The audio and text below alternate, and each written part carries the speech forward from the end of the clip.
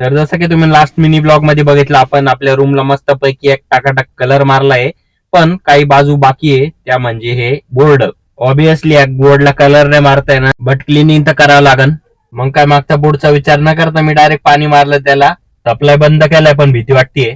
बाकी कोणते डाग निघते, पण हे जे तेलगट डाग आहे ना, त्याला काढायला लई मेहनत लागते. नो वरीज, आपल्याकडे पॉलिश पेपर आहे, बघू एक जेन्युइन ट्राय देऊन.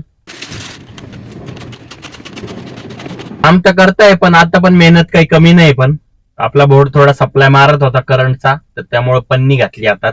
आणि भाई ते बटन आणि ते ट्रेलर होता, याच्यावर तर खरी घाण जमली, तेलगट एकदम एकदम किचनोट आहे त्याच्यामुळे अजूक. आणि शेवटी माझ्या अथक प्रयत्नानंतर अशी आहे कंडिशन. काही तुम्ही रेट करा, माझ्या 10 पैकी किती गुण देऊ शकता तुम्ही माझ्या या साफसफाईला.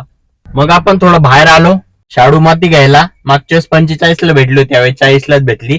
तुम्हाला कळायचं असेल का बरं घेतोय मी. तर ती प्रोसेस तुम्हाला याच्या पुढच्या ब्लॉग मध्ये बघायला भेटेल. तोपर्यंत एवढाच होता शॉर्ट ब्लॉग. हसा खेळा आणि जगा गाईच. बाय.